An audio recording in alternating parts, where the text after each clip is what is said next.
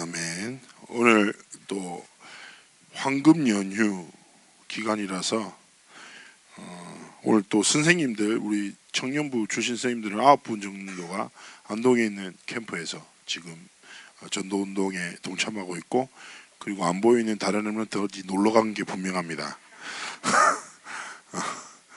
악천후 또 황금 연휴 속에 하나님을 예배하는 우리에게 갑절의 영감이 임하기를 축복하고, 또 함께하지 못한 모든 렘넌트에도 동이라는 애가 임하면 좀 가슴 아프지만 임하기를 축복합니다.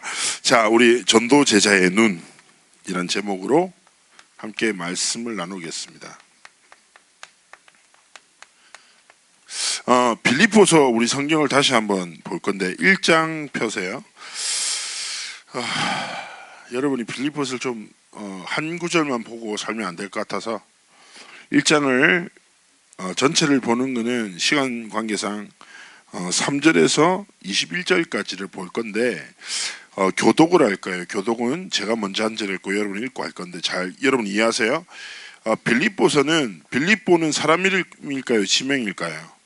지명이에요. 쉽게 얘기하면 빌립보는 뭐 도곡동, 서초동 이런 뜻이에요. 그러면 바울이 전도운동을 돌다가 빌립보 지역에서 전도운동을 하고 제자를 찾아서 교회를 세웠어. 근데 바울이 한 곳에 머물 수 없잖아요. 하나님 사명이 있으니까. 땅끝까지를 복음 전하기 위해서 계속 순회한단 말이에요. 순회하고 나니까 가다가 지금 어떤 상황이냐, 빌립보서는 옥중서신, 감옥에서 쓴 글이라. 그러면 이때 바울이 나중에 죽기 전에 갇히는 감옥은 진짜 안 좋아요. 근데 지금은 그나마 가택연금 수준.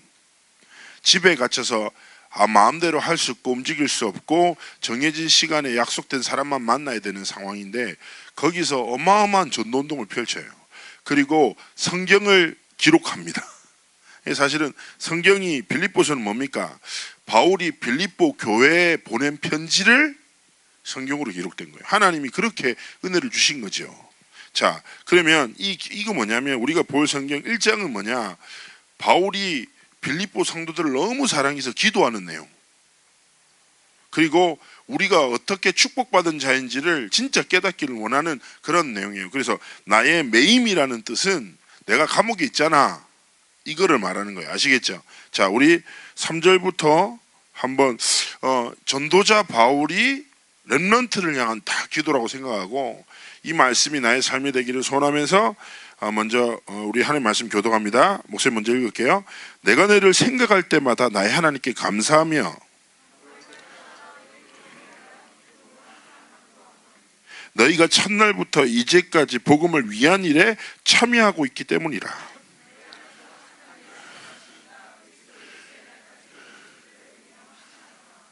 이것만 봐도 이 구절이 다르게 이해되지. 그러잖아. 착한 일을 시작하신 이가 그리스도의 날까지 이루는 간다. 앞에 뭘 얘기했어요? 복음을 위한 일에 참여하고 있다. 하나님이 복음을 위한 일을 너희 안에 시작하시고 이루어 가실 것이야 라는 뜻이에요. 자, 7절 내가 너희 무리를 위하여 이와 같이 생각하신 것이 마땅하니 이는 너희가 내 마음에 있으며 나의 매임과 복음을 변명함과 확정함에 너희가 다 나와 함께 은혜에 참여한 자가 됨이라.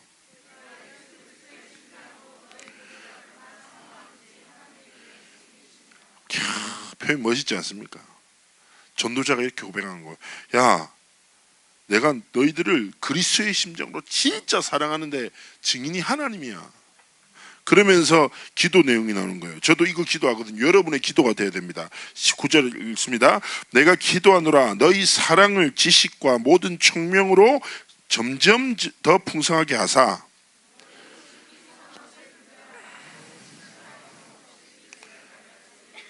예수 그리스도로 말미암아 의의 열매가 가득하여 하나님의 영광과 찬송이 되기를 원하노라.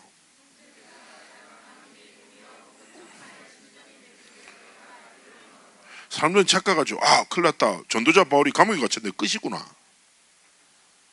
그렇죠. 위기 상황, 위기가 왔네. 큰일이다. 근데 바울은 하나님의 계획을 보는 거예요. 그러면서 말한 거예요. 야, 지금 내가 감옥에 갇혔지.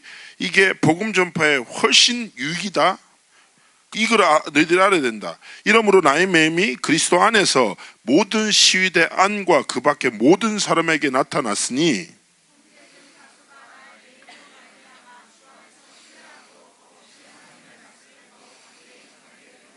어떤 이들은 투기와 분쟁으로, 어떤 이들은 착한 뜻으로 그리스도를 전파하나니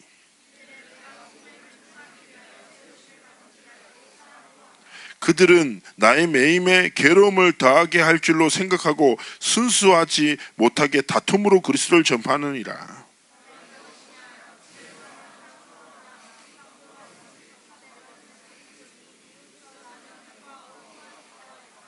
이 당시에 쓸데없는 분쟁이 있어요. 알겠죠? 바울이 갔어. 이제 나야. 이제 나야. 알겠죠? 막 진짜 말도 안 되는 거. 그래가지고 자기가 인정받기 위해서 복음을 전해. 근데 우리가 볼 때 참 이렇게 수준 낮잖아요. 바울은 그것도 이쁘다는 거야. 지 동기를 가지고 하든지 싸우면서 하든지 질투를 하든지 그리스도가 전포되면 그게 가치 있는 거야.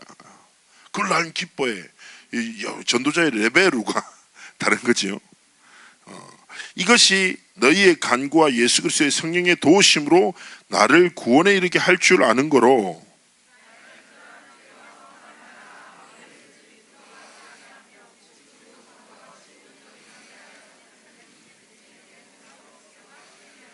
21절 합독합니다. 이는 내게 사는 것이 그리스도니 죽는 것도 유익함이라.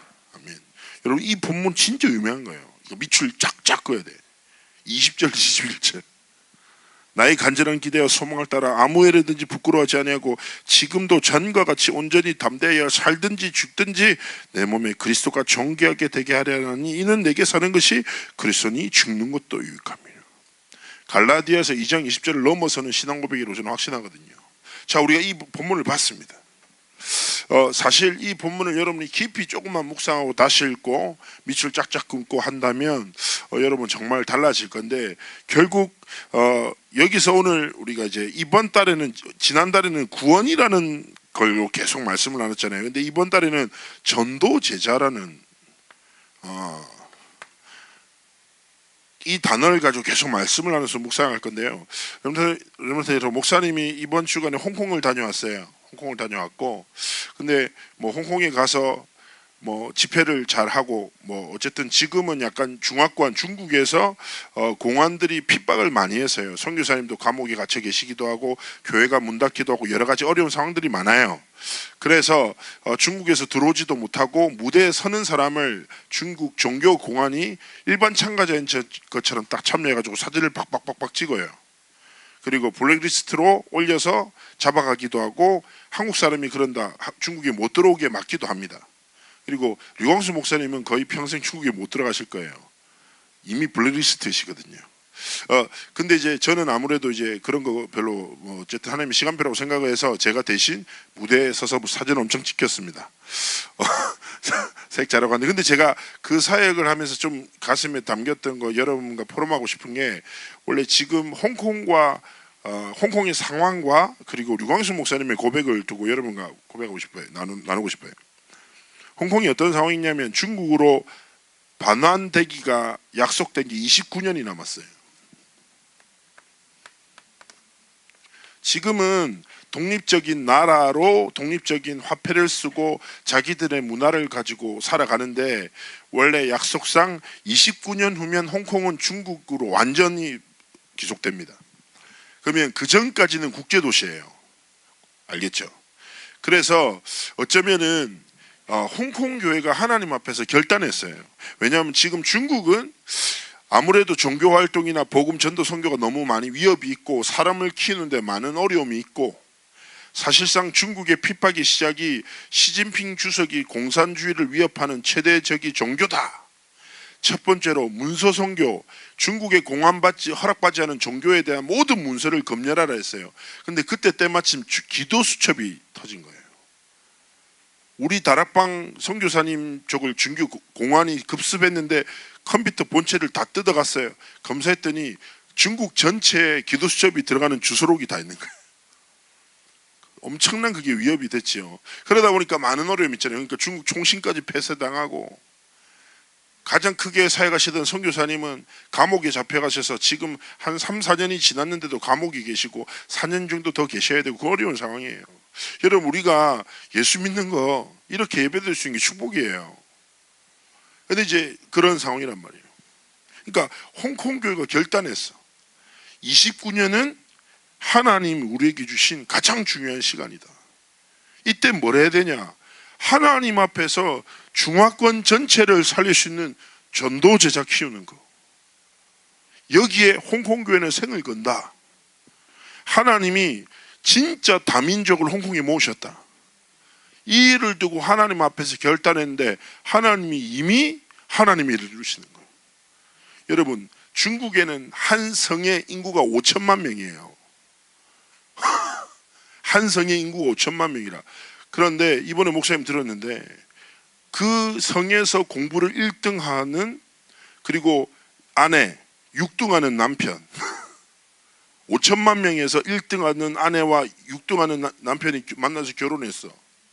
그래서 하나님 앞에 응답받아서 홍콩에 아주 좋은 대학에 딱 공부하다가 그러다가 갑자기 복음 받고 하나님 앞에 일평생 이 복음 운동위를 살기로 결단하고 목회자의 길을 서기로 하고, 하나님이 하나님의 시간표에 결단에 맞게끔 응답과 사건과 만남을 일으키시는 거예요. 그래서 나도 생각했지, 어쩌면 하나님이 내게 주신 시간이 기회인데 이 생각 따라가고 있는데 류광수 목사님이 이런 얘기를 하시는 거예요. 따가다가 30년 앞에 어르신 목사님들 계셨거든요. 우리가 사역할 수 있는 게 뭐 얼마나 되겠냐. 어쩌면 앞으로 30년이란 마지막 기회를 주셨다. 이때 뭐 남기고 가겠냐. 우리가 돈 중요하지. 돈 가지고 죽으면 돌아갈 때 가져갈 수 있는 사람 누가 있냐. 집 좋지. 그게 중요하냐. 아니다. 우리 상임위원회 목사님들, 어르신 목사님들과 마지막 30년간 뭐 남기고 가야 되냐. 전도제자. 저기 24절, 마태복음 24절 14절, 이 천국 복음을 모든 민족에게 증언하는 전도제자. 이거 남기는 것보다 중요한 거 없어. 앞으로 우리는 남은 인생 이거 하다가 가는 거야. 말씀에서. 그러면 나는 이 홍콩에 가서 포럼하고 팀들 훈련하고 집회하고 말씀 들으면서 질문했지. 그래, 그러면 하나님이 내 인생의 시간을 두고 원하시는 게 뭘까? 여러분, 세상에 가치 있다고 말하는 건 많은데 하나님이 가치 있다고 말하는 건 한 가지라. 세상에서는 중요하다고 생각하는 것들 너무 많은데 하나님이 중요하게 보시는 건 한 가지밖에 없어요. 건물을 중요하게 보지 않아요. 복음 가진 건물이 교회라. 똑똑하고 부족하기 이게 아니라니까. 복음 가진 인생을 하나님 주목하신다니까. 하나님의 관심과 시선은 복음밖에 없다니까. 전도가 뭔데요? 길을 전하는 거잖아요. 하나님이 주신 유일한 길이 그리스도, 하나님이 주신 복음밖에 없다니까. 그렇다면 나는 결단했어요. 나는 앞으로 하나님이 몇 년 목회의 길에 서게 하실까? 얼마나 기회를 주실까? 홍콩이 엄청 더워요. 습하고. 집회 마치고 건물은 되게 춥고 에어컨 되게 빵빵하거든요. 그리고 에어컨 막 춥다가 건물에 나서 되게 더운데 숙소 가는 길이 걸어가는 게 한 15분 정도 돼요. 딱 가는데 엄청 더워. 땀이 계속 나. 근데 내가 계속 걸어가면서 옆에 있는 친구 목사랑 얘기하다가 이런저런 얘기했죠. 야, 오늘 말씀 듣는데 이 30년에 대한 울림이 내 가슴에 아직도 남아있다. 니 뭐하다 살래? 그러니까 야, 우린 둘 다 부족하잖냐. 복음에서 살다 가자. 그래, 네가 먼저 가라. 이런 얘기하면서 이제 계속 그러니까 아니다, 네가 먼저 가라. 여기는 넌 비만이니까 먼저 갈 거라고. 그래서 내가 비만으로 가면 넌 사고로 갈 거라고. 이렇게 막 서로 축복하면서 근데 결론은 그 중심은 뭐냐? 복음 위에서 살아야지. 그래서 목사님 책 중에 서재에 이 책이 있어요. 1권 주를 위해 살다, 2권 주를 위해 죽다. 이 책은 여러분 사보지 마요. 내용은 별로예요. 근데 제목이 울림이 있어. 그렇지. 인생 뭐 있나? 주를 위해 살다가 주를 위해 죽는 것. 복음 위해 사는 것. 여러분 어리잖아요. 하고 싶은 거 맞지. 뭘 잘 모르지. 근데 확신합니다. 하나님이 주신 복음 안에 모든 것이 있어요. 여러분의 미래 만남 사건 모든 것이 복음 안에 있다니까. 그래서 진짜 부탁드립니다. 여러분에게는 앞으로 많은 시간이 있겠죠. 그러면 그만큼 더 많은 일을 할 수 있다는 거예요. 제발 부탁드려요. 사단의 거짓말과 세상의 문화에 속지 마요. 두려워도 하지 말고 진짜 하나님의 복음을 붙잡고 하나님 앞에서 전도 제자의 결단, 전도 제자의 눈, 하나님 앞에서 서운하라니까. 그런데 많은 렘넌트들이 전도 제작하면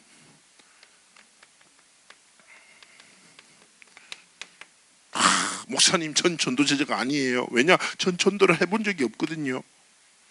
전 전도 울렁증이 있답니다. 그런 렘넌트 많아요. 저한테 상담만 이렇게 해요. 목사님 제가요 영적 상태를 바꾸고 전도자의 삶을 살다 보니까 하나님 사건을 주셨다고. 그래. 친구가 갑자기 해서 저한테 진짜 살기 힘들다고 어렵다고 전화 왔다고. 그래. 그래서 하나님께 참 감사했다고. 이게 끝이야. 알겠죠? 그럼 여러분 상담 왔어. 그럼 뭐 해야 돼? 길을 전해야 되는데 그게 너무 감사하대. 전도 대상자를 붙이신 게. 붙이면 뭐해? 근데 많은 렘넌트들이 전도 제자할 때 행위를 봐요. 근데 이거는 행위가 아니거든. 뭐냐면 정체성이라. 정체성이라. 하나님이 주신 정체성이라니까.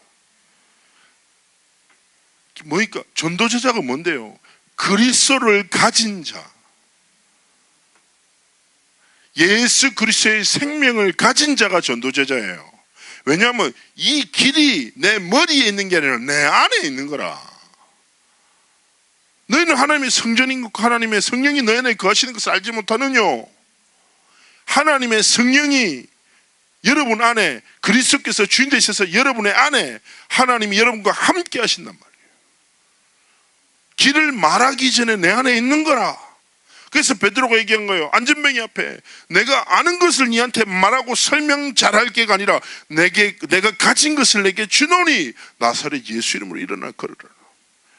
그래서 저는 중요한 게 뭐냐, 구원의 길을 정리하는 것도 굉장히 중요해요. 그러나 진짜 중요한 건 그 전에 뭐냐, 구원의 주 되신 그리스도가 내 안에 있는 이 영적 사실을 믿음으로 시작하는 거라.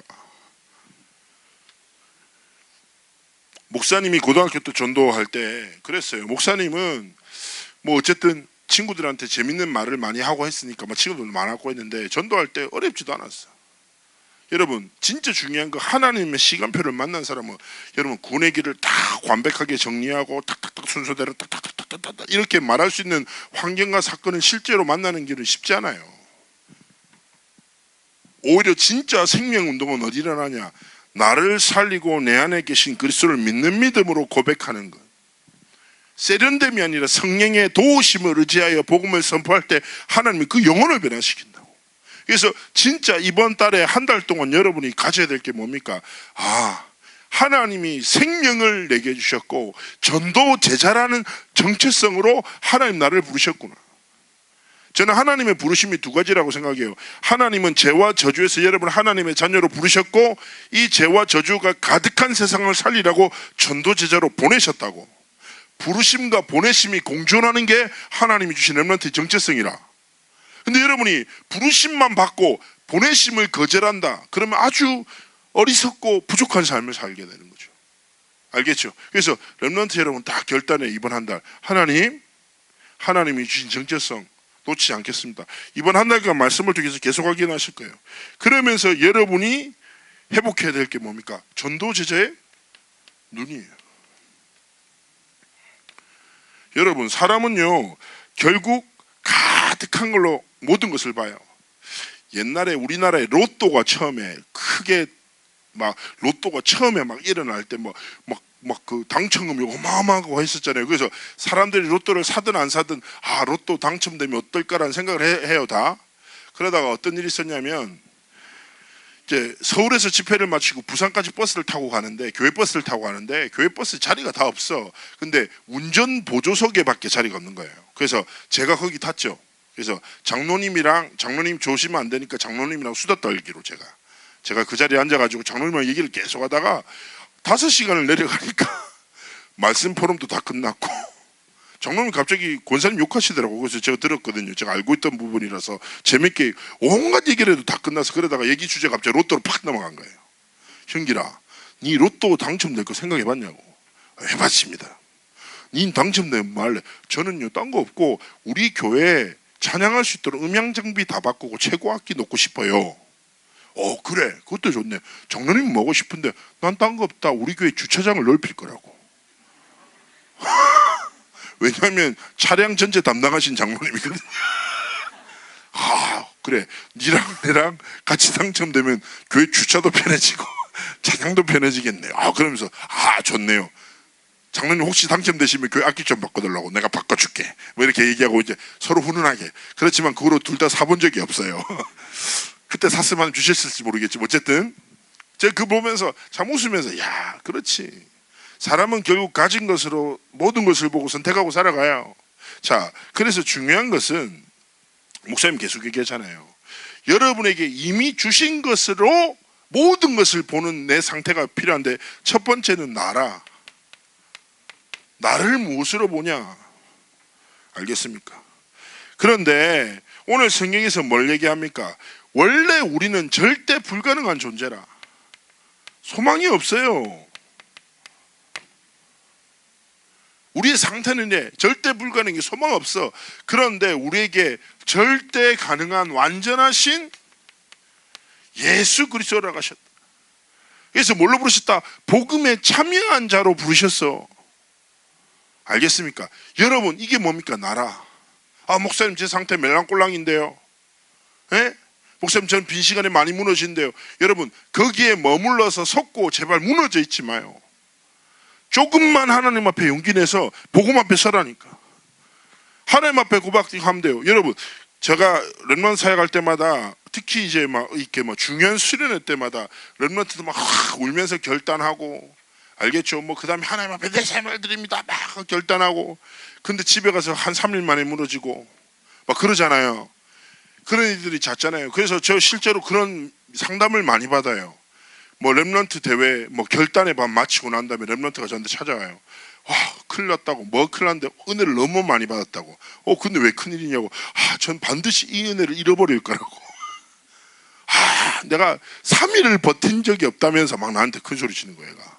어떻게 하면 제가 넘어지지 않을 거예요, 무너지지 않을 거예요. 저는 그런 렘넌트를 많이 만나요. 그럼 제가 항상 얘기해요. 니는 100%, 200%, 300% 무너질 거라고. 3일 오래 간 거라고. 어쩌면 닌 가자마자 엄마랑 싸울 수 있다고. 그리스도인의 능력은 넘어지지 않고 버티고 서서 견디는 것이 아니라 넘어졌을 때 재빨리 한 바퀴 돌아서 무릎 꿇는 거예요. 그리스도의 능력은 뭡니까? 절대 불가능한 나를 믿고 살아가는 것이 아니라 절대 가능한 내 안에 계신 그리스도 앞에 무릎 꿇고 살아가는 게 능력이라. 그래서 렘넌트는 기억해야 돼요. 전도제자의 눈, 내가 누구냐? 길되고 진리 되시며 생명 되신 그리스도를 가진 전도제자이다.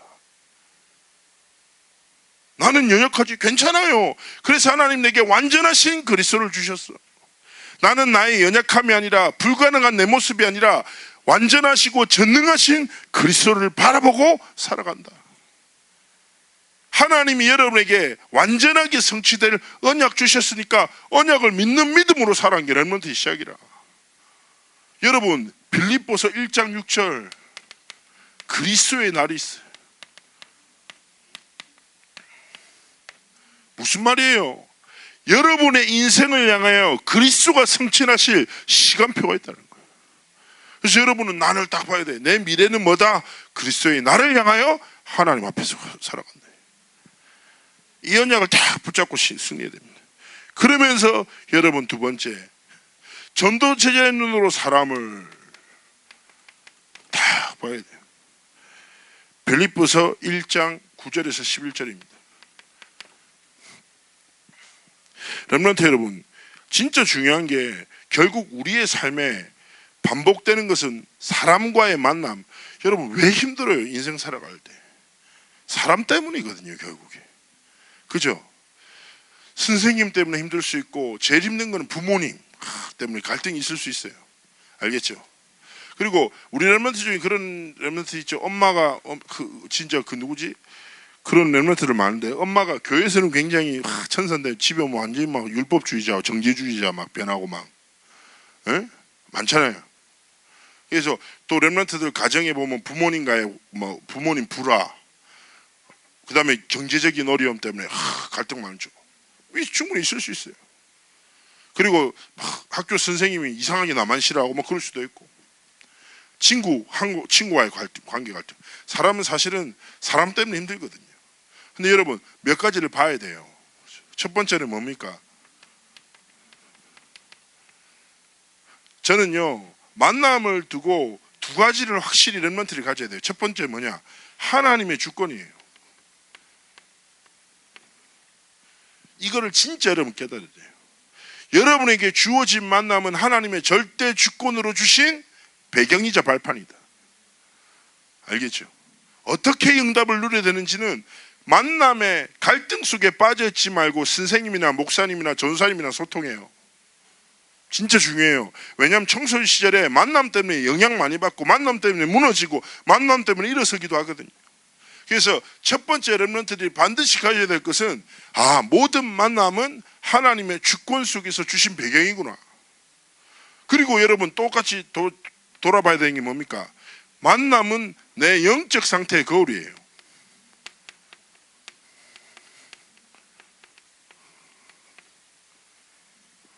진짜 중요한 거, 이 두 가지를 동시에 볼 수 있어야 돼요. 하나님의 주권 속에서 하나님이 허락하시는 건데, 두 번째는 뭐냐? 내 영적 상태에 따라서 만남이 달라져요.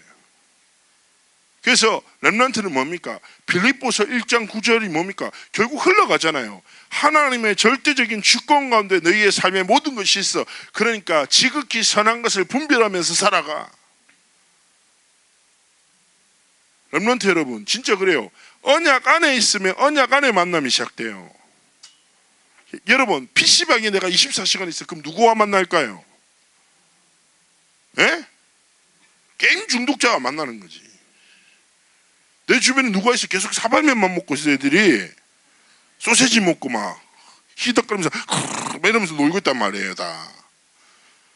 결국 사람은요, 만남은 내 영적 상태의 거울이에요. 그래서 첫 번째, 하나님의 주권 속에서 살리는 사람, 지극히 선한 것을 분별한다. 하나님이 원하는 것을 선택할 수 있는 사람이 되고, 두 번째 뭡니까? 내 주변에 왜 이런 애들밖에 없지? 왜 다 중독자지? 왜 애들 성격이 다 이상하지? 왜 모질하지? 다 거울을 봐요. 내가 보일 거예요. 그래서 만남을 바꾸는 가장 간단한 길은 이거예요. 세상 방법은 뭡니까? 내 주변에 다 부족해 애들이, 공부를 못하고 성격도 이상한 애들이 계속 혼자 놀아. 오타쿠밖에 없어. 얘들이랑 안 어울리고, 쟤는 좀 괜찮고 똑똑한 애니까 쟤랑 놀아야지. 이게 아니라, 만남을 바꾸는 가장 쉬운 길은 내 영적 상태를 바꾸면 돼요. 만남은 축복이라니까. 내 영적 상태를 진짜 바꿔버리면 하나님이 내 삶의 사건과 만남을 허락하시는 거예요. 그래서 렘넌트 여러분, 스스로 잘 점검해야 돼요.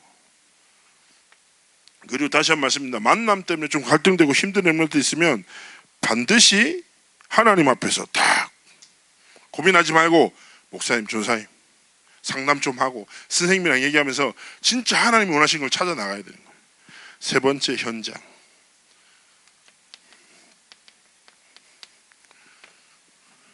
전도 제자의 눈으로 현장. 계속 얘기하잖아요.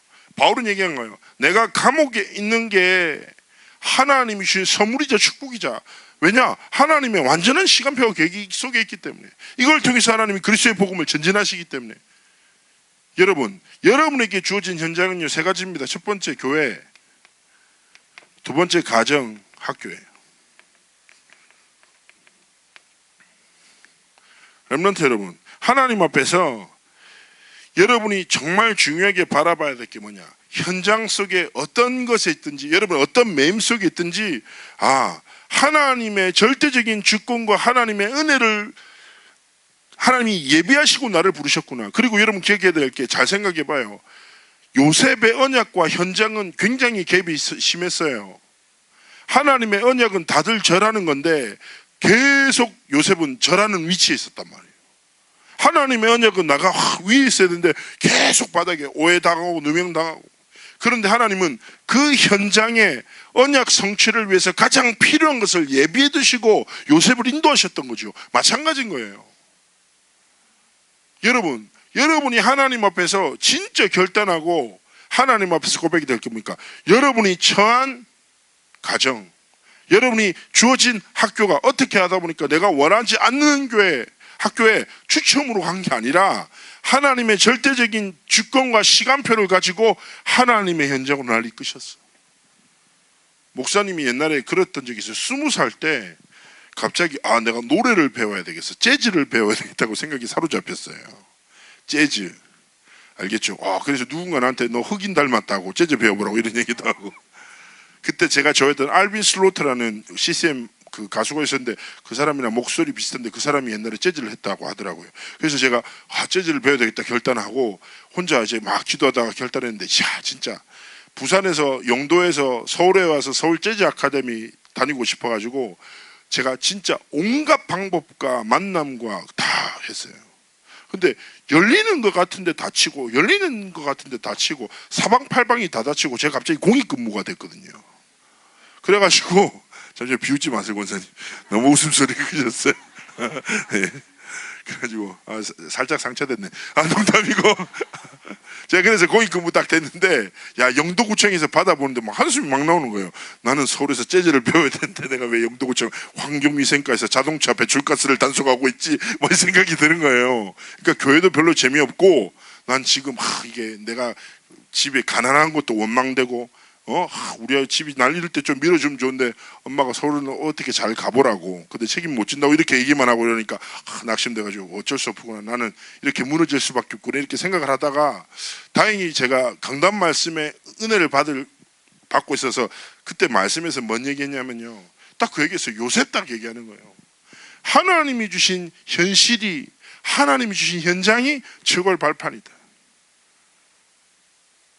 하나님은 그 현실과 현장 안에 진짜 나를 위해 필요한 모든 것을 예비하시고 인도하신다. 제가 딱 그 말씀 붙잡고 하나님 앞에 내 감정 상황이 아니라 말씀이 하나님이 나를 인도하시는구나. 딱 그것 가지고요 제가 그 다음부터 어떻게 했는 줄 알아요? 그러면 최고의 공익이 되자. 그래서 진짜 보통 공익은 9시에 출근해요. 근데 저는 몇 시에 출근했냐? 7시에 출근했어요. 매일 걸어서 영도구청까지 걸어서 딱 가서 공무원보다 먼저 도착해서 딱 청소해놓고 다리 꼬고 앉아서 책 보고 앉아있었거든요. 컨셉으로 엄청 고통스러웠어요. 사실은 체질로 만드는데 딱 그렇게 하고 하나님 앞에서 내가 할 수 있는 최선. 하나님, 저는요 재즈를 배우고 싶지만 재즈는 못 배우니까 하나님 주신 현실에 최선 다하겠다고. 그리고 정말 공무원들한테 열심히 섬기고 그 다음에 교회 생활 열심히 했거든요. 근데 하나님이 그때 뭘 주셨냐? 갑자기 렘넌트 핵심을 여시면서 찬양팀들을 만나게 하시고 지금까지 같이 하는 동역자들을 그 팀을 통해서 다 만나게 하셨어요. 목사님이 찬양 인도자로 정말 훈련받았던 최고의 시간표가 언제냐? 딱 그때쯤이라. 내가 그렇게 결단하고 공익근무원으로 열심히 최선을 다해 열심히 딱 한 지 7개월 딱 만에 하나요. 1년 지나서 제가 하나님 앞에서 원단 말씀에서 얼마나 감사해서 울었는지 몰라요. 진짜 하나님이 나를 위해 하나님이 이 현장을 예비하셨군요. 렘넌트 여러분, 지금 볼 때 원망인 것 같고 한계인 것 같죠. 원망과 한계가 아니라니까. 하나님은 여러분의 인생을 향한 절대 계획을 성취하기 위해서 현실과 현장을 주셨어요. 그래서 렘넌트 여러분, 그러나 기억할 것은 가정에 여러분의 환경적으로 그런 애 있을 거예요. 왜 우리 집은 가난하지? 있죠. 그런 렘넌트는 하나님 앞에서 뭘 시작해야 되냐? 진짜 중요한 거예요. 류 목사님이 이런 얘기 하셨어요. 가문에 흐르는 저주 한계점이 있어. 그런데 많은 사람들이 그거 벗어나려고 하고 반대로, 알겠죠? 그거 막 부정하면서 살아가려고 해. 근데 진짜 렘넌트는 뭡니까? 집안이 가난하다. 그럼 렘넌트는 반드시 경제 규모와 헌금 계획을 시작해야 돼요. 하나님 앞에서. 집안 우리 몸이 다 안 좋아. 왜 다 아프지? 난 건강하게 오래 살아야지 호흡하고, 이게 아니라니까. 하나님 이 가문의 저주를 끊고 살릴 자로 날 부르셨습니다. 그 렘넌트 뭐 해야 돼요? 건강관리 시작하면서 하나님 앞에서 중요한 믿음으로 운동 시작해야 되는 거예요.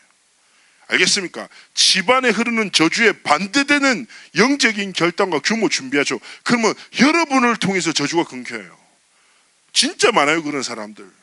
여러분 이해 안 되잖아요. 목사님이 전도했던 친구는요, 집안의 모든 남자가 40을 못 넘겨. 다 죽어요. 사고로 죽고 자살하고 병들어 죽고. 진짜 그런 집이 있다니까. 그래가지고 이 집안의 모든 남자는 죽음에 대한 두려움을 붙잡고 살아가요. 근데 이 친구가 고등학교 때 복음 만났잖아요. 다 복음 받고 다락방하다 했는데, 그래서 저한테 딱 영접하자마자 이런 얘기 했어요. 내가 예수 믿으면 10,000살 넘게 살 수 있을까? 그 내가 100살까지도 살 수 있다 얘기했죠. 그때 자신감이 대단했거든요. 내용도 모르고. 근데 그 얘기하고 다락방 하다 보니까 그런 얘기를 쭉 하는 거예요. 그래서 저는 진짜 확신 있게 얘기했죠. 그리스도가 모든 죄와 저주와 사단의 일을 완전히 멸하셨어. 너희 집 앞에 침범하는 그 어떤 사단의 일도 그리스도의 권세로 완전히 박살내셨어. 걱정하지 마. 너는 장수할 거야 얘기했어요. 알겠죠? 지금 이만울 교회 집사거든요, 부산에. 근데 지금 제 나이가 39이잖아요. 그 친구는 제가 1년 학교 빨리 들어갔어. 걔는 40이거든요. 지금 살아있습니다. 그래서 내가 한번 엊그젠가 전했어요. 잘 사나? 이전이 잘못하면 이번 연도에 갈 수도 있다. 조심해라. 내가 이렇게 농담을 했더니 아이고 목사가 어떻게 평신도한테 그런 막말을 할 수 있냐면서. 그리스도께서 완전히 끝내셨고 나는 정확하게 124살까지 살다가 갈 거라고 그러잖아요. 축복하고 이렇게 했죠. 진짜예요. 렘넌트 여러분, 현장에 여러분 가정과 환경의 그 어떤 어려운 문제도 그리스도 안에 있는 여러분을 무너뜨릴 수 없어요. 속지 말라니까. 이것을 가지고 하나님이 이 나와 만남과 현장을 위해서 하나님 주신 최고의 배경이 바로 교회라. 그래서 렘넌트들이 교회 안에서 진짜 하나님의 말씀을 듣고 교회를 다니는 사람을 넘어 교회를 섬기고 살리는 사람으로 하나님 앞에 진짜 신앙생활을 시작해야 된다. 결론입니다.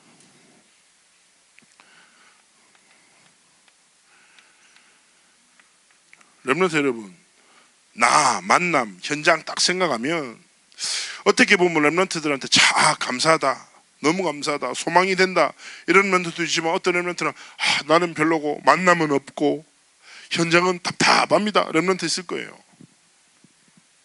근데 목사님이 진짜 현장에서 사역하고 살아오다 보니까 어떤 확신이 점점 드냐면요, 결국 많은 사람들은 두려워하는 것들이 있죠. 어려움을 만나죠. 그런데 그 사람의 미래는 무엇을 믿는가에 따라서 달라져요. 그런데 제가 사역하면서 계속 느끼는 게, 우리 렘넌트를 딱 보니까 하나님의 말씀 빼고 다 믿어요.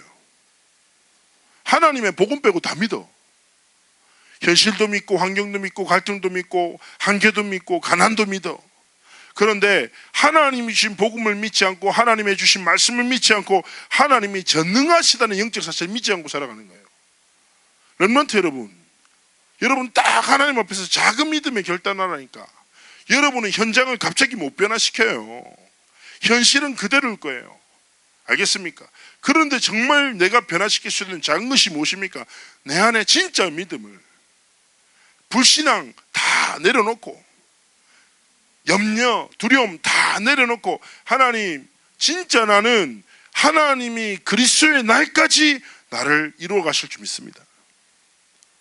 나는 다른 것이 아니라 내 안에 계신 그리스도, 하나님이 나와 함께 하시며 만남을 통해서 언약을 성취하심을 믿고, 내 현장이 하나님 주신 최고의 발판임을 놓치지 않고 진짜 이 사실을 믿는 믿음으로 살아가겠습니다. 왜냐? 난 전도 제자니까. 목사님이 부산에 한번, 우리 옛날에 부산에서 렘넌트 대회 할 때 다락방 투어라고 해가지고 제가 우리 렘넌트를 데리고 부산 돌러 다녔는데, 하루는 제가 막 다니는데, 부산에서 저녁에 막 다니는데 너무 어두운 거예요, 세상이. 오늘 부산 날씨가 왜 이리 안 좋나, 왜 이리 어둡노, 계속 이 생각하고 가고 있는데, 그 렘넌트가 얘기했어요. 목사님 선글라스 언제 벗을 거냐고 나한테. 그러니까 내가 낮에 햇볕을 피한다고 선글라스를 꼈는데 하루 종일 끼고 다닌 거예요. 그러니까 애들도 내가 끼고 있으니까 뭐라 뭘 말 못하고, 렘넌트 하나가 되게 조심스럽게, 왜냐하면 내가 계속 야, 왜 이리 어둡노 이러면서 선글라스를 끼고 있으니까 계속 다니면서 야, 날씨 진짜 어둡네, 너가 잘 보이나? 난 잘 안 보인다. 계속 이랬으니까 애들이 목사님 선글라스 언제 벗을 거냐고 내가 너무 부끄러웠거든요. 야, 오늘 컨셉이야, 건들지 마 이라고 끝까지 제가 썼어요, 선글라스를. 그러다 그런 다녔는데, 근데 중요한 게 뭡니까? 선글라스를 끼면 모든 게 어두워 보여요. 당연한 거죠. 자, 그리스도의 눈으로 세상을 봐. 이 말은 그리스도라는 선글라스를 끼고 모든 것을, 나도 보고 사람도 보고 사건도 보고 현장도 보고, 그 내 안에 계신 그리스도께서 허락하신, 알겠죠? 그래서 여러분이 그리스도의 눈, 달라져요. 진짜 달라져요. 정말 달라요. 그리스도의 눈으로 모든 것을 봐. 왜냐? 전도제자니까. 알겠죠? 그래서 여러분이 이번 한 달 하나님 앞에서 이 영적 사실을 가지고 그리스도의 눈으로 모든 것을 보고 승리하는 여러분의 삶과 결이 되기를 축복합니다. 기도합니다. 하나님 함께 하시고 우리 모든 렘넌트들이 진짜 그리스도의 눈으로 모든 것을 보는 전도제자의 눈을 가진 증인들 되도록 함께하여 주옵소서. 감사드리며 살아계신 주 예수 그리스도의 이름으로 기도합나이다. 아멘.